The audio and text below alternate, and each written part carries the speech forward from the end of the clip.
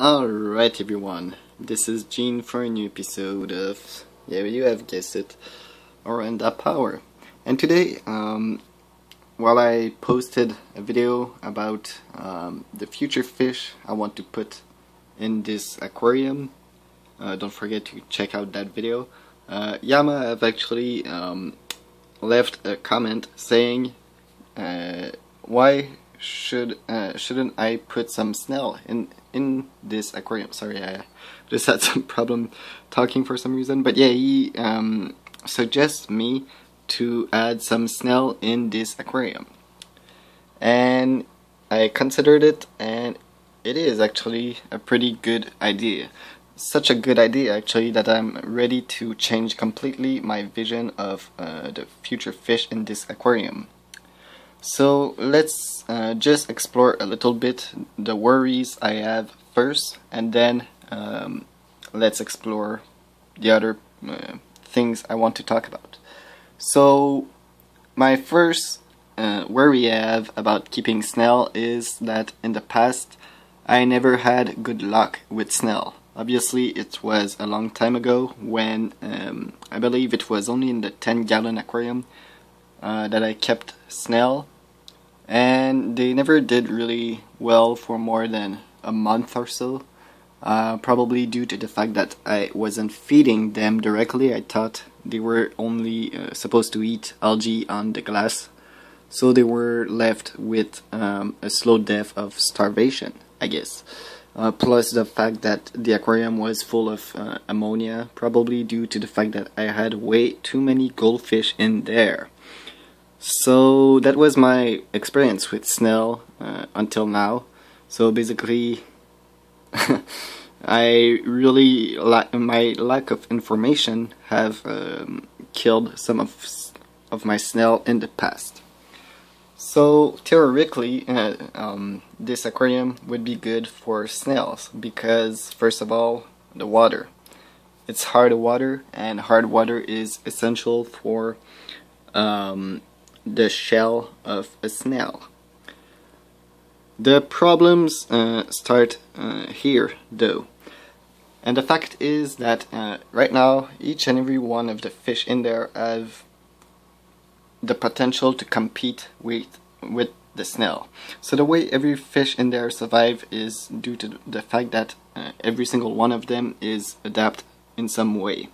So first of all, let's talk about the goldfish. They are just massive, so they pretty much get the food at first, or they can scare all the other fish from a source of food because of their great size.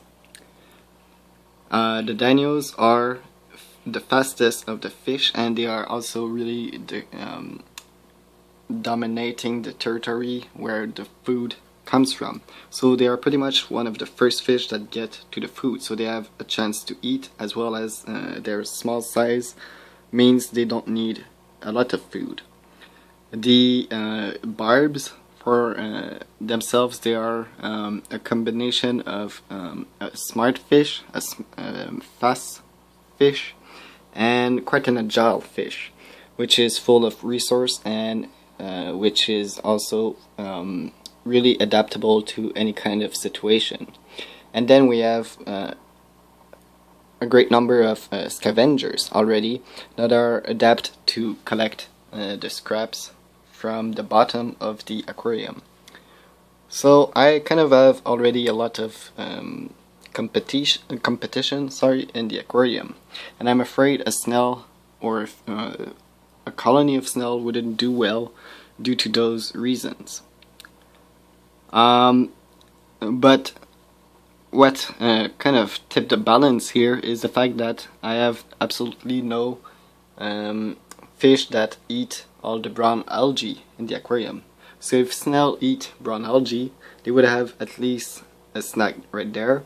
And the other thing is, except for the goldfish, there isn't a lot of fish that eat the veggies in the aquarium.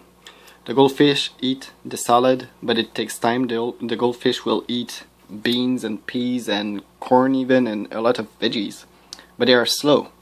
And I believe the snail have a better mouth piece than the goldfish to actually eat veggies like cucumbers and things like that. So if the snails are able to compete with the goldfish with veggies and everything in general, I think they should do well in this aquarium. But for this reason, for this reason I wouldn't add more than 1 or 2 snails, simply just because I think adding more than that small number could cause problems, especially since we have already a lot of fish in the aquarium and I'm planning to add more fish, remember. So I was thinking a bit today, and I realized how ridiculous trying to put white cloud mountain minnows, rasboras and cherry barbs all together in this aquarium, while also adding more gold barbs and checkered barbs and adding like snails and dwarf African dwarf frogs and everything would just be crazy. So I decided to downsize quite a lot. So I still want to add more gold barbs. This is really one of my main priority, and also the checkered barbs, wherever they are, I want a bit more of them. And I also want like 1 or 2 more danios, just to have a bigger school, because I like them. And I decided, you know what, I don't necessarily need more, I don't need either white cloud mountain minnows or cherry barbs, and let me explain why. So basically, since we already have quite a lot of schooling fish in here, so we have 3 schools of fish, I just want to add a 4th one, which will be the rasboras, but I don't want more school than that. The first reason why I want to add a school of fish is to occupy this region of the aquarium, so the middle column, because most of the fish are either on the top or on the bottom of the aquarium. So rasboras would add a lot of activity in a zone where there isn't really a lot of fish competing for territory, so they would pretty much have that place. Cherry barbs, I will admit I love them, but there is only the male which have like brilliant red coloration. Don't get me wrong, I really love and even prefer the look of the female cherry barbs, but I have enough brown fish in this aquarium. I need more colors than that. So yeah. And my solution to have more coloration is to add some platies on the top. And in the bottom, having snails and African dwarf frogs, like 2 of each, and like 2 or 3 platies on the top, and just boosting the school of the already existing school in the aquarium and adding rasboras would be pretty much good with me. Because don't forget one thing really important with me, it doesn't matter how colorful the fish is. If it is boring, I don't want it. I want several type of behaviors, diversity, and snails and dwarf frogs are awesome for that, because basically they aren't even fish, so they really bring something special to the aquarium.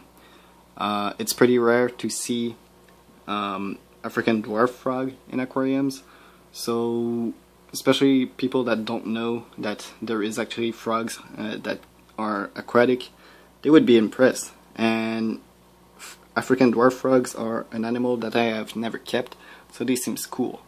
And having some platies would not only add coloration, but a different type of behavior, because right now the main behavior I have is schooling. And rasboras, compared to danios and gold barbs and pretty much all type of, well, maybe not all type of barbs, but they have definitely a different type of schooling, which could be really interesting in this aquarium.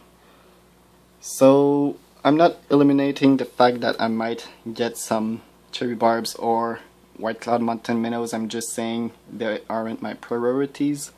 Adding some harlequin rasboras would be awesome. It would add a lot of coloration and activity in a zone where there isn't. And following the suggestion of Yama would be awesome too. So having some snails could be really great. So I want some big snails as well. I don't remember the name. I think it's apple snail, something like that. You know, just a good old big one. Especially since I don't want them to fit in the mouth of the goldfish. But yeah, let me know if it could work. And let me know what you think of my new idea for stocking of the aquarium. And yeah, a last piece of subject for this video. So basically, if I can get a bigger aquarium, I will, but yeah, basically what I'm talking is the more likely to happen thing, which is to, instead of having a bigger aquarium, to upgrade this one and to show everyone how I do is pretty much my best way of keeping some interest in my YouTube. But it is pretty obvious that I want in the future to get bigger project and everything. So yeah, let me know what you think, and I will see you all real soon. Bye.